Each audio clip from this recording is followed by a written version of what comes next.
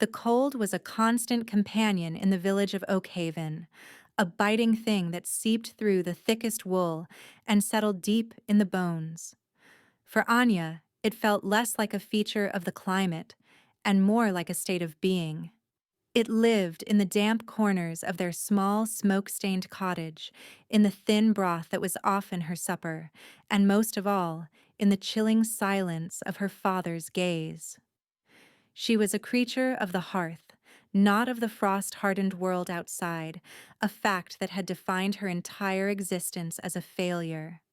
Her hands, slender and pale, were ill-suited for mending the heavy fishing nets that provided their livelihood.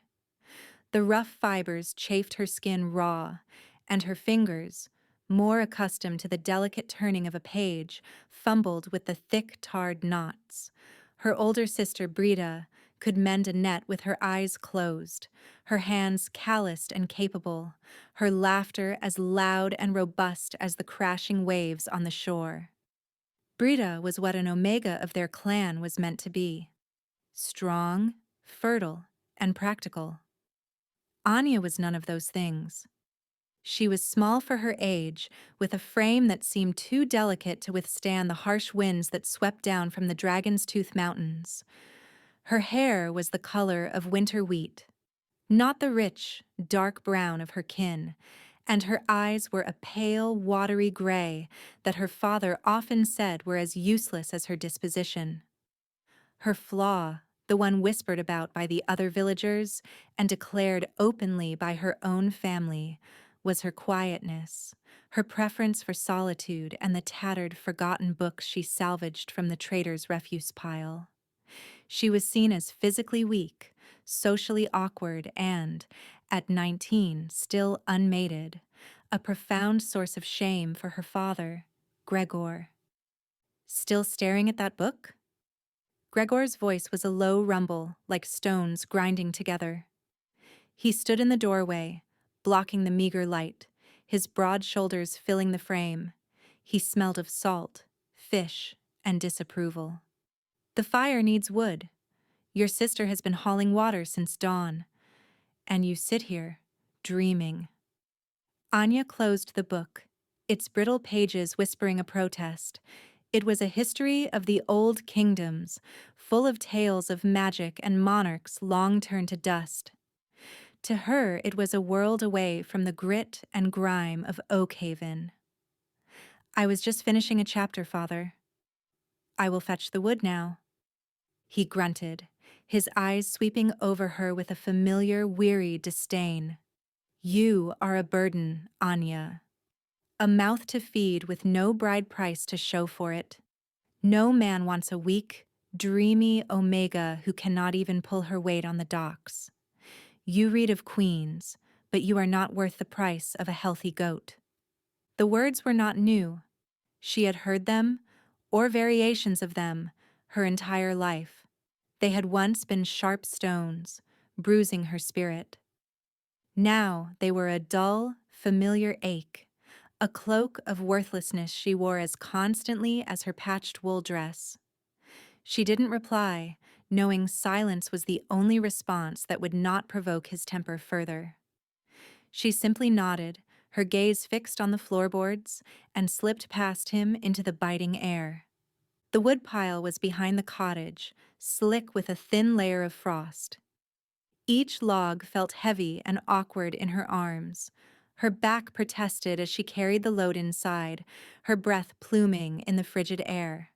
Brita was there now, wringing out a cloth with powerful hands, her face flushed from the cold. She gave Anya a look that was a mixture of pity and impatience. You should eat more, little sister, Brita said, though her tone lacked any real warmth. You are as thin as a winter reed. No alpha will look twice at you. You will wither here with us, another chore for father.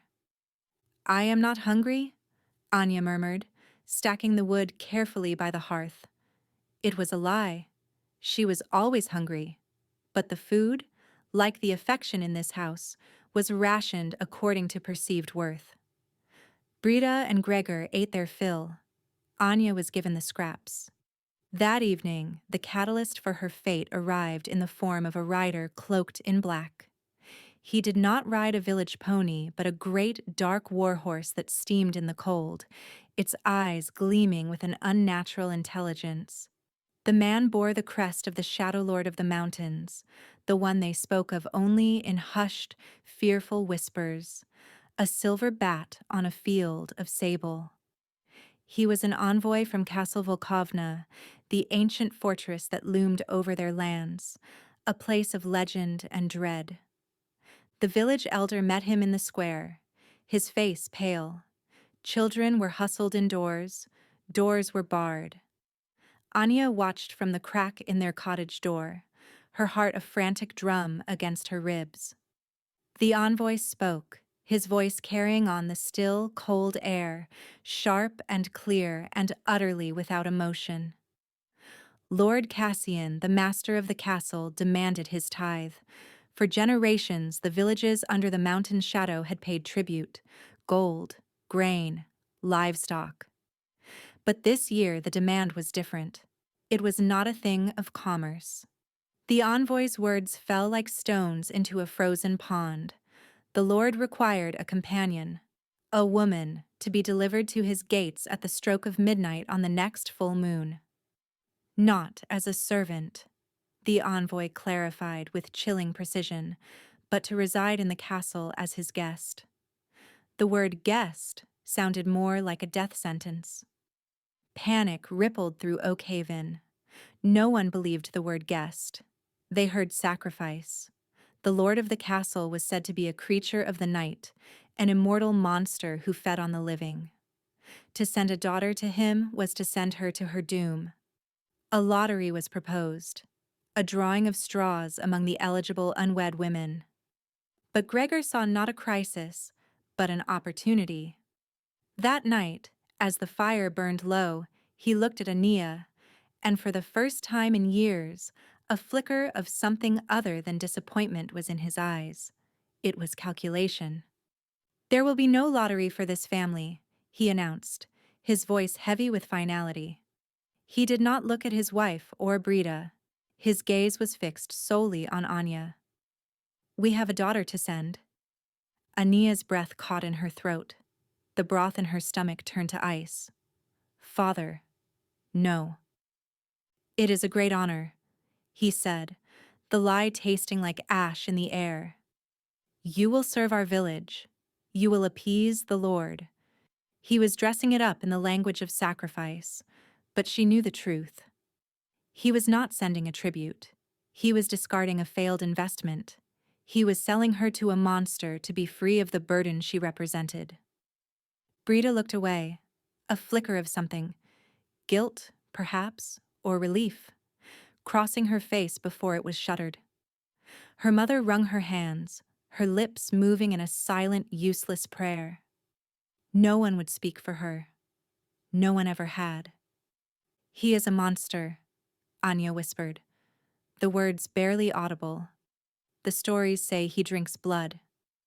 "The stories are tales to frighten children," Gregor snapped, his patience wearing thin. "He is a lord, a powerful one. He demands a companion, and he will have one. It is better you than a girl of value. Your purpose, at last, is found." Her purpose? To be a meal, to be a plaything for a creature of nightmare. The irony was so bitter it almost made her laugh.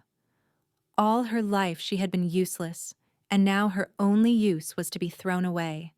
The transaction was settled. She had no agency, no voice.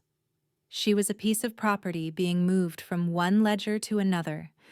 The week leading up to the full moon was a blur of chilling preparations. She was not given a new dress or any tokens of affection. She was simply waited for. The villagers avoided her, their eyes skittering away when she passed. She was already a ghost to them, a walking dead girl. She spent her final days with her only true companions, her books.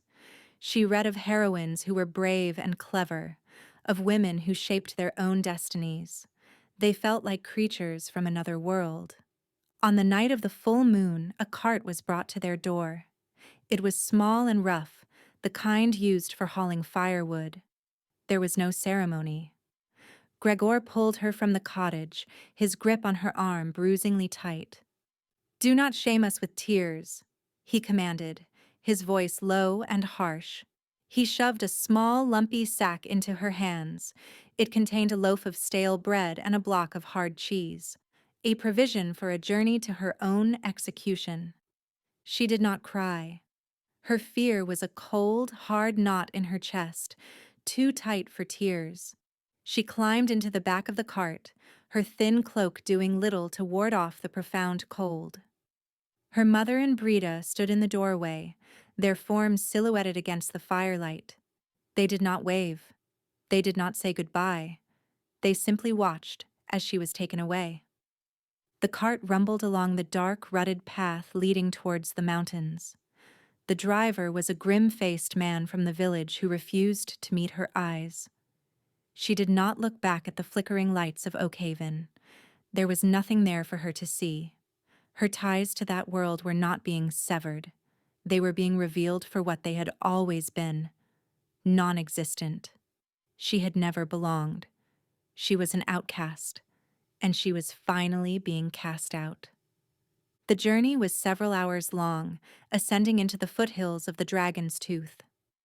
The air grew thinner, colder, scented with pine and the sharp, clean smell of snow. The world grew quiet, the only sounds the creak of the wheels and the rhythmic plodding of the horse. The moon, full and impossibly bright, cast everything in shades of silver and black. It was a beautiful, terrifying world. They stopped at a set of ancient moss-covered stones that marked the edge of the Lord's domain. Beyond this point, the driver would go no further. "This is the place," he grunted, not looking at her. "He will meet you here." Anya slid from the cart, her legs stiff and numb. The sack of food felt pathetic in her hands. The driver turned the cart around without another word and began his journey back, leaving her utterly alone in the oppressive silence of the forest. The moment his cart disappeared, she felt the last thread to her old life snap. She stood by the stones, a small, solitary figure in a vast, menacing wilderness. The wind whispered through the pines, sounding like ancient, hungry voices. She clutched her thin cloak around her, shivering, but not just from the cold. This was a fear unlike any she had ever known. It was the fear of the unknown, of the monster who awaited her in the shadows. She waited, listening to the frantic beat of her own heart, a final desperate prayer forming on her lips. She prayed not for rescue, but for a quick end. A presence made itself known not with a sound, but with a sudden drop in temperature and the feeling of being watched by something ancient and powerful. From the deep shadows between the trees, a figure emerged. He was tall, impossibly so, and moved with a fluid grace that was utterly silent. The moonlight caught the sharp planes of his face, revealing a beauty that was as terrifying as it was perfect. His skin was pale, like polished marble, and his hair was as black as a raven's wing, falling to his shoulders. His eyes, when they met hers, seemed to glow with a faint inner light, the color of twilight amethyst. He wore clothes of a cut and quality she had never seen before, a long coat of black velvet over a tunic of dark silk. He was not the gnarled, demonic creature of legend. He was something far more dangerous, a vision of lethal elegance. This was Lord Cassian, the monster, the vampire lord. He stopped a few paces from her, his unnervingly beautiful eyes assessing her from head to toe. His expression was unreadable, a mask of aristocratic calm. She expected a sneer, a cruel smile, a flash of fangs. She received only a quiet, intense scrutiny. "You are the tribute from Oakhaven?" His voice was a low, cultured baritone, smooth as aged wine, yet it held an undercurrent of immense power. It sent a shiver down her spine that had nothing to do with the cold. Anya found her own voice, surprised it did not tremble. "My name is Anya. My father is Gregor, the village fisherman." She lifted her chin, a tiny, unconscious act of defiance. She would not grovel before her executioner. A flicker of something, surprise perhaps, crossed his face. He took another silent step closer, and she had to fight the instinct to recoil. He was close enough now that she could see the intricate silver embroidery on his cuffs, the faint, otherworldly scent that clung to him like night-blooming flowers and cold stone. "They sent me a librarian," he murmured, more to himself than to her. His gaze fell to the worn book she still clutched, half hidden in the folds of her cloak. She hadn't even realized she'd brought it. It was the history of the old kingdoms. "They described you as weak, useless, a burden to be rid of." The bluntness of his words, mirroring her father's own, should have hurt. Instead, it was strangely liberating. There were no pretenses here. "That is how they see me," she said simply. "And how do you see yourself, Anya, daughter of Gregor?" he asked, his amethyst eyes seeming to peer directly into her soul. The question stunned her. No one had ever asked for her opinion on anything, least of all herself. She had no answer. She was what they said she was. A failure. A flaw. He seemed to sense her inner turmoil. A long, elegant finger tipped her chin up, his touch shockingly cool but not unpleasant. "They were fools," he said, his voice soft but absolute. "They sent me the only jewel in their dreary little village." With that, he turned and gestured towards the oppressive darkness of the forest behind him. A path, previously invisible, now seemed to glow faintly under the moonlight. "Come, my home is cold, but it is warmer than this." She was led not to a cave or a ruin, but up a winding paved path that opened onto a breathtaking sight. Castle Volkovna was not the crumbling nightmare of village tales. It was a masterpiece of Gothic architecture, a symphony of soaring towers and graceful arches that clawed at the night sky. Lights glowed warmly in 100 windows, looking like captured stars. It was vast, elegant, and radiated an aura of immense ancient power. The great doors of the castle swung open on their own as they approached, revealing a hall that stole her breath. It was cavernous, the ceiling lost in shadow, but it was anything but monstrous. The floors were polished black marble that reflected the light of a dozen massive fireplaces. Rich tapestries depicting scenes of starry nights and mythical beasts adorned the stone walls. There were no dungeons, no chains, no bones. There was only opulence and an air of profound, civilized antiquity. An older woman with silver hair braided into an elegant coronet and the same unnerving grace as the Lord awaited them. Her eyes, a soft gray, held a spark of warmth that Anya had not seen in years. "Lena," Lord Cassian said, "this is Anya. She is our guest. See that she has a warm bath, new clothes, and a hot meal. She is to be given the Queen's chambers in the East Wing." The woman, Lena, bowed her head slightly. "Of course, my lord." Her gaze on Anya was kind, filled with a gentle curiosity. The Queen's chambers? The words made no sense. This was all a dream, a strange, beautiful prelude to a terrible end. But the end did not come. Instead, Lena led her away from the imposing figure of Lord Cassian, up a grand staircase and through corridors lined with art and artifacts that would have been the pride of any king. The room she was brought to was larger than her entire cottage, A fire was already roaring in a marble fireplace, casting a warm, flickering glow over everything. The bed was a four-poster monstrosity piled high with velvet and fur blankets. A copper tub stood steaming in an alcove, filled with fragrant water. "I have laid out some things for you," Lena said, her voice gentle. "If they are not to your liking, we can have others made.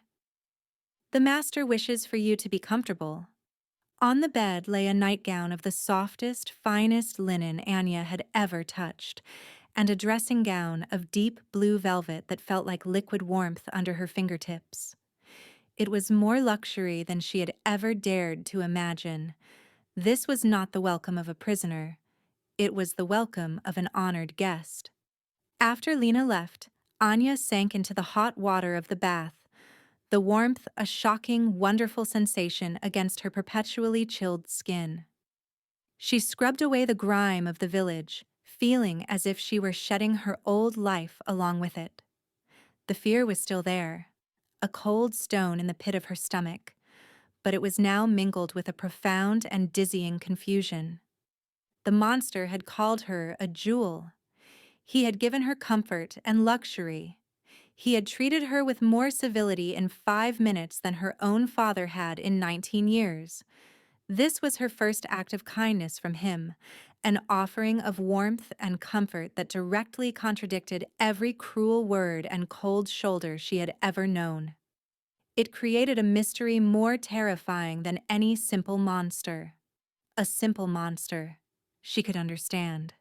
This beautiful, enigmatic lord who saw value where everyone else saw worthlessness, he was an unsolvable riddle. Later, dressed in the velvet robe, she sat by the fire, a tray of food untouched on a small table beside her. There was roasted chicken, fresh bread, cheese, and a goblet of what looked like dark wine. Her stomach growled, but she couldn't bring herself to eat. This had to be a trick, a fattening of the lamb before the slaughter. A soft knock came at the door. Before she could answer, it opened and Lord Cassian entered. He had changed into a simple black tunic and trousers, looking less like a lord and more like a scholar, if a scholar possessed such a dangerous and predatory grace. "You have not eaten," he observed, his amethyst eyes glancing at the tray. "I am not hungry," she lied again. He moved to the fireplace standing opposite her chair, one hand resting on the marble mantelpiece. The firelight danced across his perfect features, casting his cheekbones in sharp relief. "You are afraid." "That is understandable. Your people have told stories about me for centuries. Very few of them are flattering. Even fewer are true." "What is true, my lord?" she asked, her voice quiet but steady. He turned his gaze from the fire to her. "It is true that I am old. It is true that I am not human. And it is true that I require blood to survive. But it is not true that I am a mindless beast. I do not prey on the innocent who are sent to my door." His eyes held hers, and she felt a strange sense of sincerity from him. "I have not brought you here to be my meal, Anya. I have brought you here to be my companion." "A companion?" The word felt foreign on her tongue. "Why?" "What could I possibly offer you?" "You can offer me the world," he said, a faint, sad smile touching his lips. "I have been in this castle for a very long time. I see the world through reports, through scrying pools, through the eyes of my servants, but I do not experience it. You can tell me of the changing of the seasons in the valley. You can describe the taste of salt on the air. You can read to me from books I have not opened in a century." He gestured to the room around them. "This castle is my sanctuary and my prison. I brought you here to alleviate the silence." It was the most absurd, most unbelievable thing she had ever heard. This being of immense power, this creature of legend, was lonely? The idea was so staggering that it momentarily eclipsed her fear. He seemed to see the disbelief on her face. "We will strike a bargain, you and I," he said, his tone shifting to something more formal. "Your part is simple. You will reside here in comfort and safety. You will dine with me each evening. You will share your thoughts, your knowledge, when I ask for it. You will not be a prisoner. You are free to explore the castle as you wish, with one exception. The North Tower is forbidden. In return, you will have my protection. You will never know hunger or cold or a cruel word again. Protection, warmth, kindness. It was everything she had ever yearned for. And the price was conversation? It was a bargain so skewed in her favor that it had to be a lie. And yet, as she looked into his ancient, patient eyes, she found herself wanting to believe him. "And if I refuse?" she tested, her heart hammering. "Then I will have you escorted back to your village at dawn," he said without hesitation. "You will be free to go. But I ask you to consider what life you would be returning to." He did not need to elaborate. She knew exactly what she would be returning to. The cold, the hunger, her father's disgust, the village's scorn. She would be the girl the monster rejected, making her even more of a pariah than before. Here, she was offered a gilded cage, perhaps, but her old life had been a cage of iron and ice. "I accept your terms, my lord," she said, the words feeling momentous, as if she were signing a treaty that would redefine her world. He nodded, a look of quiet satisfaction on his face. "Good. Now, please, eat. You are painfully thin. It does not suit you." With that, he turned and left as silently as he had arrived, leaving her alone with the fire, the food, and the dizzying reality of her new life. For the first time, she picked up a piece of the warm bread. It was soft and flavorful. She took a bite, and then another. It was the most delicious thing she had ever tasted. The days that followed settled into a strange and quiet routine. Anya kept to her chambers for the most part, overwhelmed by the scale and silence of the castle. Lena would bring her meals, always with a kind word and a gentle smile. She brought her books as well, summoned from the castle's library, a place Anya was still too timid to seek out on her own. The clothes that appeared in her wardrobe were made of fine wools and soft silks, in colors of deep blue, forest green, and pale silver. She had never worn anything that was not rough, brown, and patched. Looking at her own reflection in the silver-backed mirror was like looking at a stranger, a lady from one of her stories. Each evening, as twilight bled across the sky, she would go to the grand dining hall to meet Lord Cassian. The hall was always lit by hundreds of candles, their flickering light casting dancing shadows on the high, vaulted ceiling. The table was long enough to seat 100, but they sat at one end, he at the head, she to his right, a formal distance between them. He did not eat, but he would take a single goblet of a dark red liquid that he drank from slowly throughout their meal. He never offered it to her, and she never asked about it. Their conversations were stilted at first. He would ask her about Oakhaven, about the sea, about the lives of the common folk. She answered his questions honestly, describing the mundane details of her former life with a clarity that seemed to fascinate him. He, in turn, was a perfect host. He was courteous, intelligent, and possessed a dry, understated wit that often surprised her. But there was always a profound stillness about him, a sense of immense age and a deep, abiding melancholy that clung to him like the chill of the grave. One evening, about a week after her arrival, she finally gathered the courage to ask a question of her own. "My lord, you called me a jewel when we first met. Why?" The people of my village, they saw no value in me. He set down his goblet, his amethyst eyes fixing on her. The candlelight caught in their depths, making them seem to glow. Your people value brute strength and loud conformity. They are simple. They see a finely cut diamond and mistake it for a useless piece of glass because it cannot be used to sharpen a fishing hook. He leaned forward slightly, the intensity of his gaze making her feel as though she were the only person in the world. They scorned you for your quiet nature. I see a mind that is observant and thoughtful. They mocked you for your love of books. I see an intellect hungry for knowledge. They called you weak because your body is slender.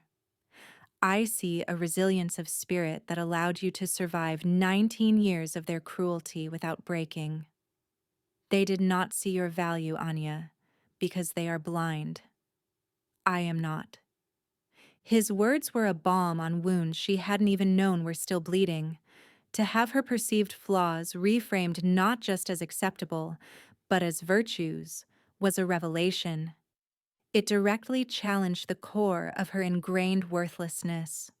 A strange, unfamiliar warmth spread through her chest, a feeling so alien she could not immediately name it. It was pride. That night she dreamt not of monsters, but of ancient libraries and quiet conversations by a fire, and of a pair of sad, beautiful amethyst eyes that saw her, truly saw her, for the first time in her life. The next day, emboldened by his words, she sought out the library. Lena gave her directions with a pleased smile, and Anya followed them through a labyrinth of corridors until she stood before a set of towering oak doors carved with scenes of scholars and dragons. She pushed them open and stepped inside, and her breath left her in a gasp.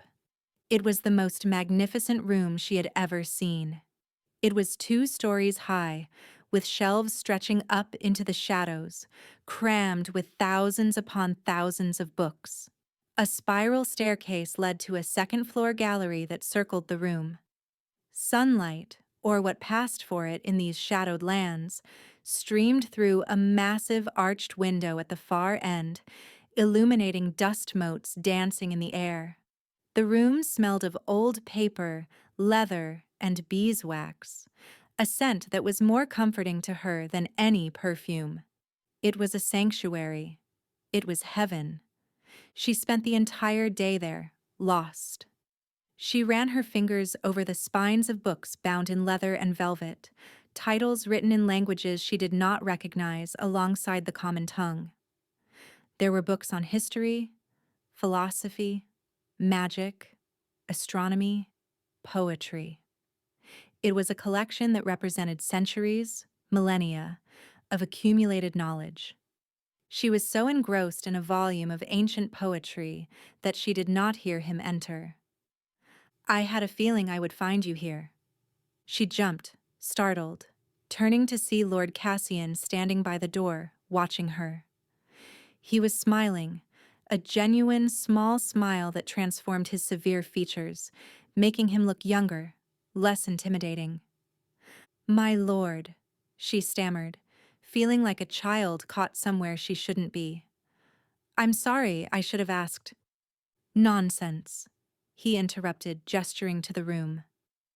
"This is as much your home as it is mine. I am glad to see it appreciated. It has been a long time since anyone but me has found solace within these walls."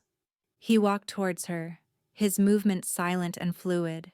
He glanced at the book in her hands. Ah, The Lament of the Sun Queen. A tragic choice for such a bright afternoon. "I find sad stories beautiful," she admitted quietly. "As do I," he agreed. "They are often the most truthful." He walked to a nearby shelf and pulled down a heavy leather-bound tome. "I have something to show you. Something I believe you, of all people, will understand." He led her to a large table in the center of the room and opened the book. It was not filled with text, but with exquisite detailed drawings of plants and herbs, each annotated with delicate, spidery script. "My mother was an herbalist," he said, his voice softer than she had ever heard it. "A healer." This was her research. She believed that even in the most shadowed lands, life finds a way, that there is a power in things that grow in the dark. He turned a page, revealing a drawing of a small silver-leafed flower. "Moon petal," he said. "It blooms only under the light of a full moon and has properties that can soothe a troubled mind. The people of your village would trample it, seeing it as a weed. They seek the bright, garish sun blossom, unaware that the most potent magic is often the most subtle." He looked at her then, and she understood. He was not just talking about the flower, he was talking about her. "There is a power in you, Anya," he said, his voice a low murmur, "a quiet strength, a latent sensitivity. It is like a seed, dormant, waiting for the right conditions to grow. Your family lived in a perpetual winter. They could never have nurtured it." "Power?" she asked, bewildered. "I have no power. I am ordinary." "There is nothing ordinary about you," he countered gently. He reached out, his cool fingers brushing a stray strand of hair from her cheek. The touch was brief, feather-light, but it sent a jolt through her, a current of energy that was both startling and strangely pleasant. "You have the old blood in you, faint, diluted by generations of fishermen and farmers, but it is there. I felt it the moment I saw you. It is why I chose you. It is why you are not like the others." He was awakening something within her, not just a sense of self-worth, but a sense of possibility. The idea that she, Anya, the useless one, might possess some hidden, magical potential was so radical it was difficult to grasp. But as she stood there in the quiet, ancient library, with this powerful, enigmatic man looking at her as if she were a marvel, she began to wonder. She began to believe. Their evenings changed after that. They often took their meals in the library, sitting in comfortable chairs by the massive fireplace. She would read to him, her voice growing stronger and more confident with each passing night.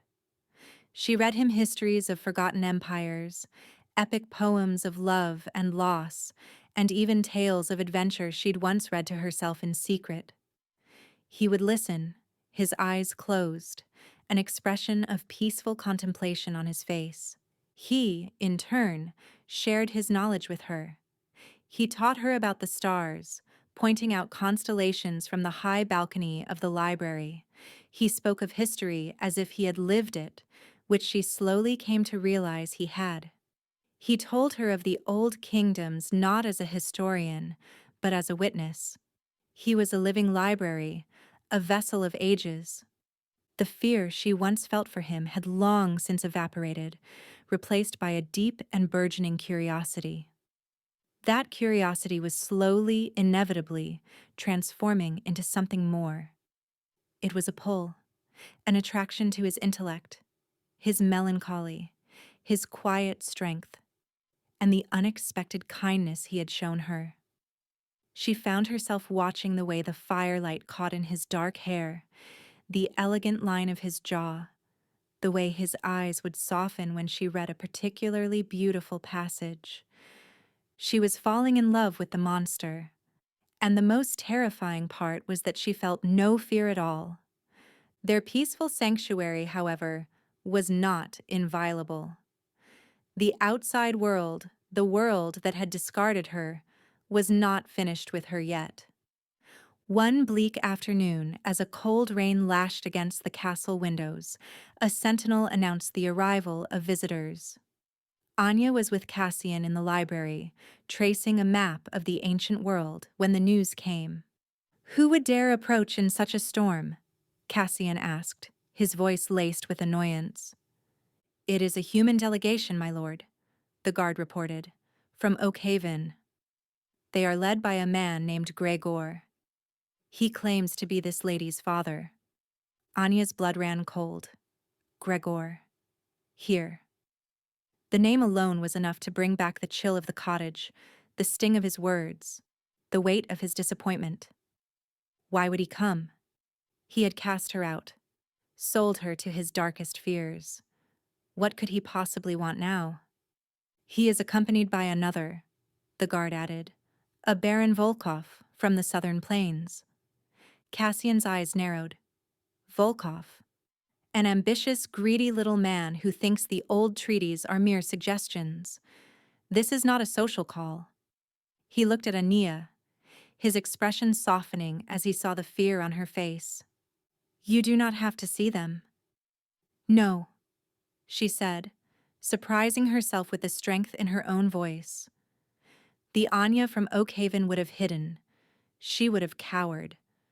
But she was not that Anya anymore. I will see them. I want to know why they are here. He nodded, a flicker of approval in his eyes. Very well. We will receive them in the great hall. Stay by my side. They descended the grand staircase together. Gregor and Baron Volkov were standing in the center of the vast hall, dripping water onto the polished marble floor. They looked small and insignificant in the cavernous space. Gregor appeared much as she remembered, his face weathered and stern, but there was a new, avaricious gleam in his eyes. Baron Volkov was a stout man with a neatly trimmed beard and a supercilious expression, dressed in finery that was gaudy and new. When Gregor saw her, his jaw dropped. She was not the pale, shivering waif he had sent away in a tattered cloak. She stood beside the formidable lord of the castle, dressed in a gown of deep emerald velvet, her hair neatly braided with silver ribbons. She looked like a lady. She looked valuable. Anya! He blustered, taking a step forward. By the gods, girl! We came to rescue you. The lie was so blatant, so insulting, that a spark of cold anger ignited within her. Cassian's hand rested lightly on the small of her back, a silent, grounding presence. Rescue me, father? She asked, her voice clear and steady, echoing in the quiet hall. As I recall, you were the one who sent me here. Baron Volkov stepped forward, taking charge. There has been a misunderstanding, Lord Cassian, he said, addressing the vampire with a forced, oily smile. We were under the impression you were something else. A monster of legend. It was a desperate time. Gregor here was making a terrible sacrifice to protect his village. I am precisely what your legends say I am, Baron, Cassian replied, his voice dangerously soft. You were simply wrong about my nature. Now, state your purpose. My patience is thin. We have come for the girl, Volkov said, puffing out his chest. Rumor has reached us that you have treated her not as a sacrifice, but as a guest. That you have showered her with gifts. His greedy eyes swept over Anya's attire. She is a daughter of Oakhaven. Her father wishes for her return. A new arrangement has been made for her. A more suitable one. She is to be wed to my eldest son. Anya felt a wave of nausea. They hadn't come to rescue her. They had come to reclaim their property. Having heard she was alive and well, they now saw her as a commodity again, a pawn to be used in a political alliance between her father and this arrogant baron. They wanted to sell her all over again. This was her moment of choice. The path back to her old world was being offered to her, paved with a lie of respectability and a suitable marriage. She could return to being an object, a wife to a man she did not know, her life dictated by others. Or she could stay in this castle of shadows with the ancient, lonely creature who had shown her what it meant to be valued. It was no choice at all. She stepped forward, away from the safety of Cassian's side. She faced her father, her head held high. The fear she had always felt in his presence was gone, burned away by the cold fire of her anger. I am not a sack of grain to be traded, father, she said, her voice ringing with a power she had never known she possessed. You had no use for me when I was yours to command. You threw me away. You cannot now claim me back simply because you have found a new buyer. Gregor's face turned purple with rage. You will do as you are told. You are my daughter. You will come home. This is my home, she declared, turning her back on him and the Baron to look up at Cassian. The look she gave him was one of unwavering allegiance. My place is here. It was her first great act of defiance, a public declaration of her own will. She felt a thrilling, terrifying sense of power. She was no longer a passive victim of her circumstances. She was an active agent of her own destiny. Baron Volkov sneered. The girl is bewitched. Lord Cassian, you will release her to us. The Council of Human Lords demands it. We will not have our people held captive by your kind. Cassian, who had remained silent throughout the exchange, now moved. He did not raise his voice. He did not draw a weapon. He simply let a fraction of his true power fill the room. The temperature plummeted. The candles flickered violently, casting wild, distorted shadows. An unseen pressure bore down on the two men, forcing them to their knees. A low, primal growl seemed to emanate from the very stones of the castle. She is not a captive. Cassian's voice was a silken threat, colder than the grave. She is my guest. And she has made her choice. He looked down at the terrified men, his amethyst eyes glowing with a terrifying light. You came into my home, uninvited. You attempted to claim what is mine. You have insulted my lady. For this, you should forfeit your lives. Gregor and Volkov were trembling, their faces ashen with terror. They were finally seeing the monster they had imagined. But, Cassian continued, the pressure easing slightly, my lady is compassionate. So I will allow you to leave. You will return to your dreary, insignificant lives. You will tell your council that Anya of Oakhaven is now under the protection of House Volkovna. If any of you ever dare to set foot in my lands again, or even speak her name with ill intent, I will unmake your world. I will turn your fields to dust and your rivers to blood. Is that understood?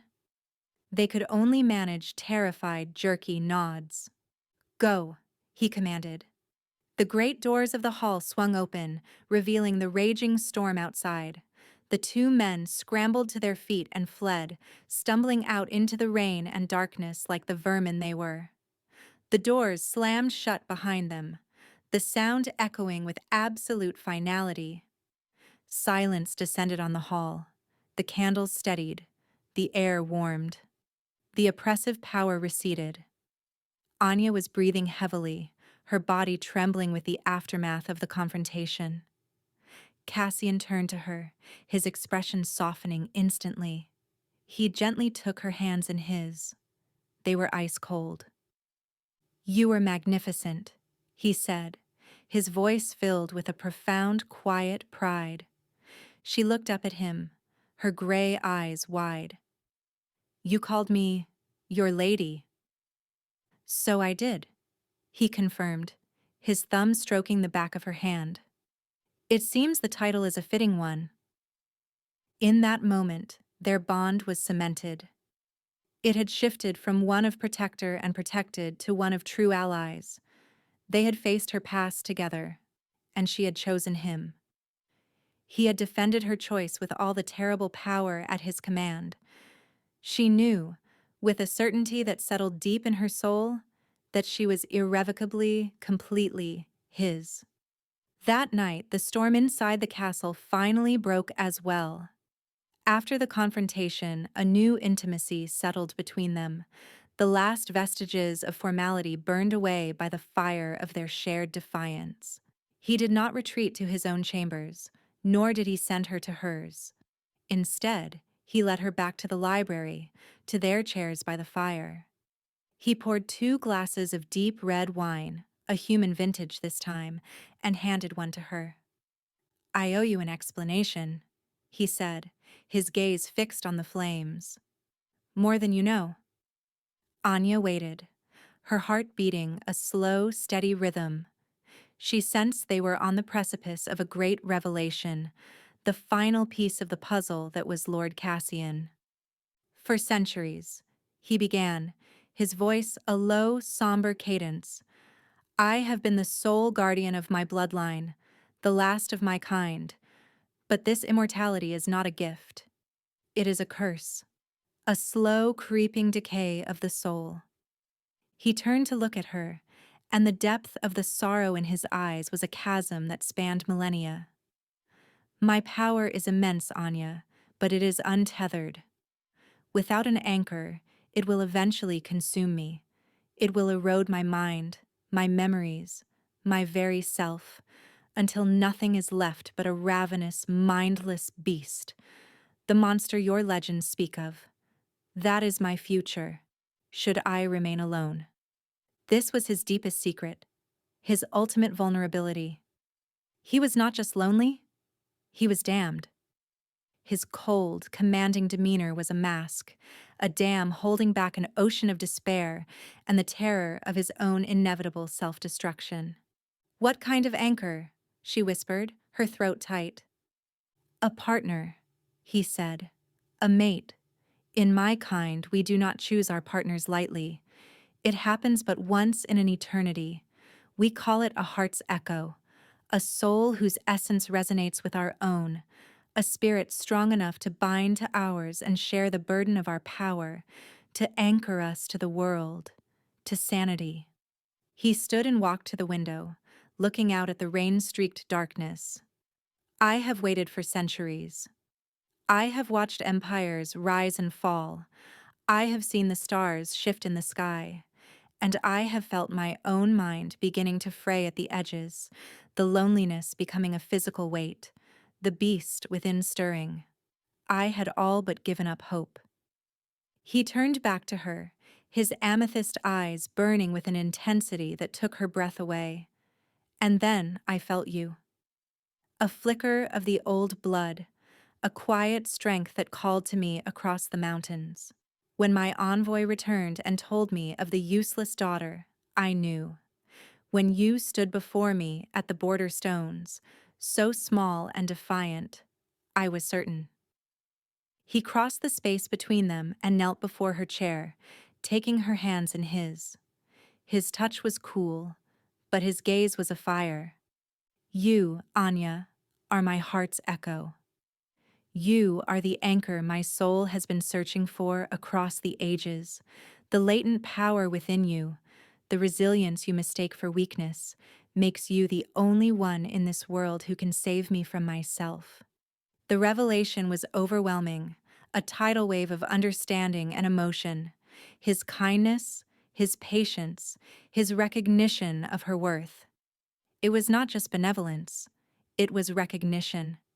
It was need. He, the most powerful being she had ever met, needed her. Her, the girl who had been told her entire life that she was a burden. "What you did today," he continued, his voice thick with emotion, "defying your past, choosing this life, choosing me.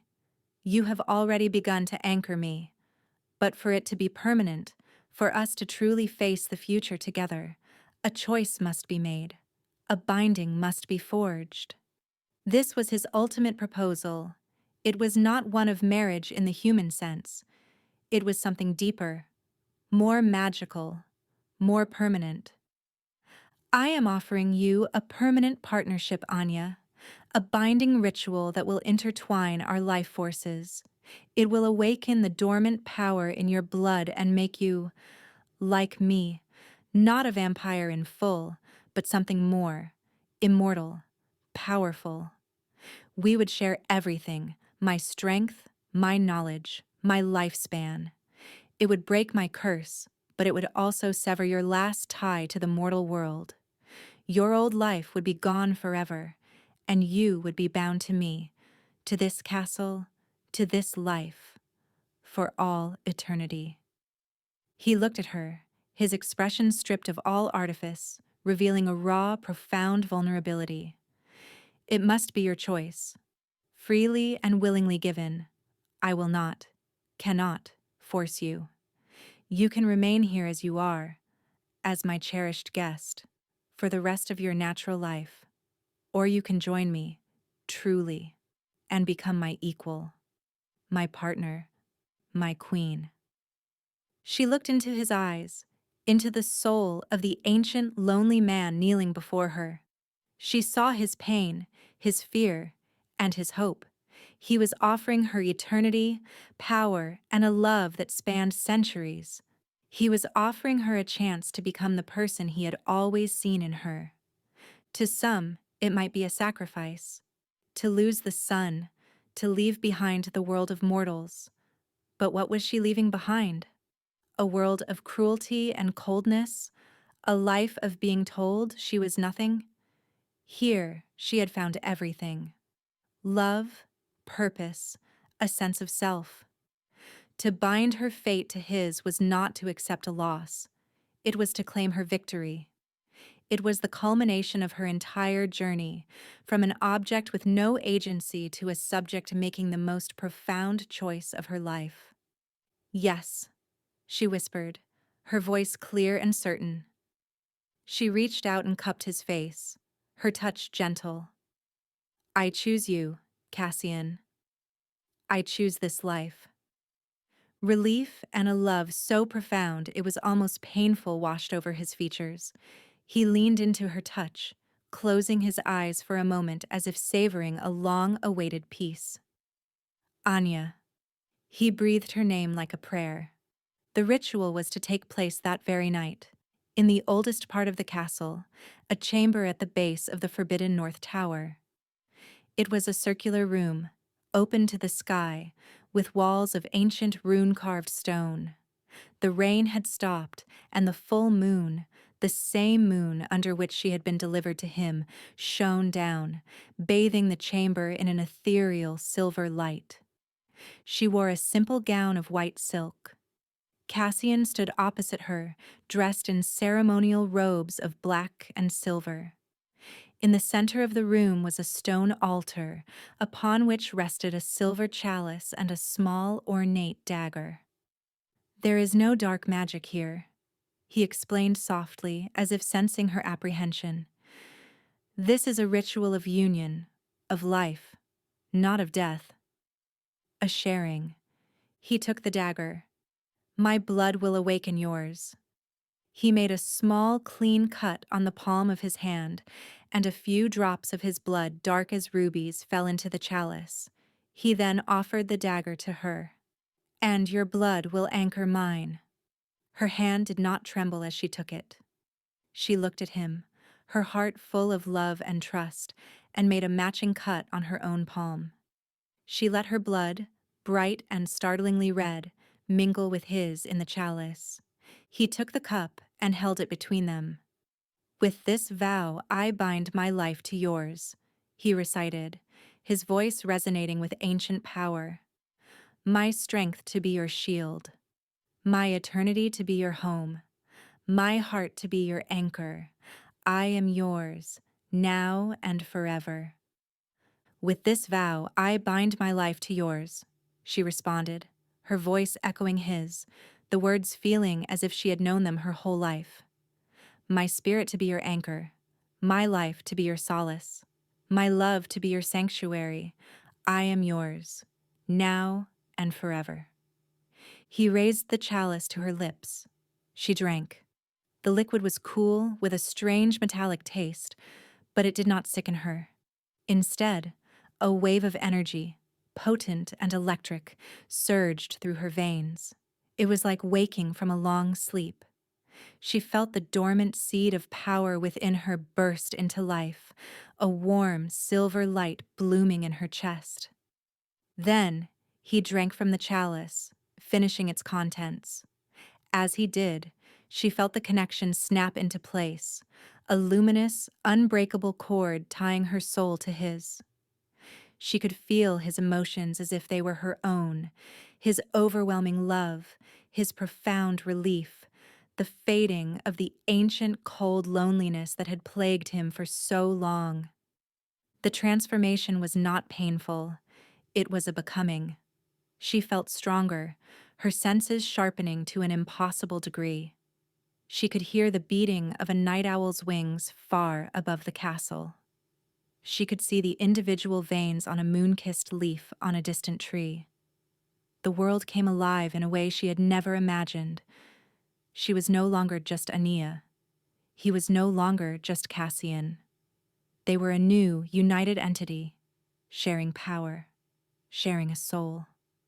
The curse was broken. He set the chalice aside and stepped towards her, his face transformed by a joy so pure it was breathtaking. He gently took her face in his hands and kissed her.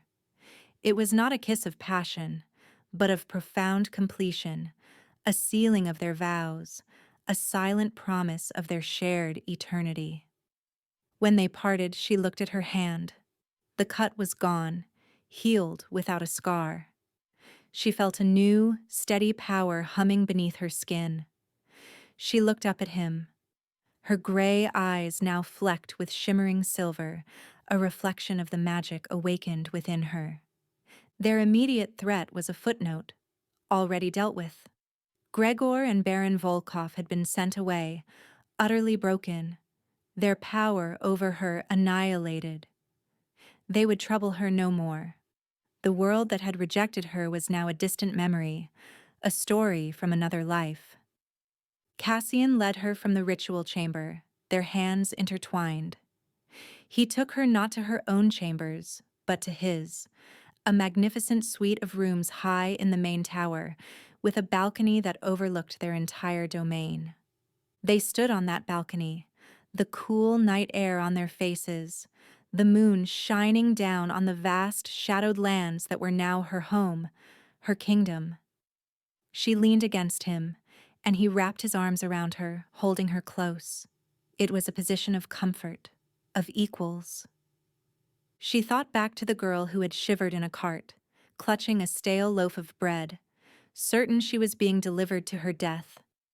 That girl seemed 1,000 years away. What had begun as a punishment, a cruel transaction born of spite and practicality, had become her salvation. Her perceived flaws had been her greatest strengths. Her supposed worthlessness had made her priceless. "Are you happy, my love?" Cassian asked, his voice a soft murmur against her hair. She looked out at the world of silver and shadow, a world she now saw with new, immortal eyes. She felt the steady, powerful beat of his heart against her back, a rhythm that now matched her own. She was not a guest here, or a companion, or a pet. She was the queen of this beautiful Gothic sanctuary. She was home. "I am more than happy," she answered, her voice filled with a quiet, unshakable certainty. "I am finally alive." The story did not end there, on that balcony. It was not a final conclusion, but the beginning of their new, eternal life together. The dawn was still hours away, but for them, a new day had already broken. They would face the future, its challenges and its wonders, as one. The lonely apex predator had found his anchor, and the overlooked jewel had found her crown. Together, they greeted the endless, beautiful night.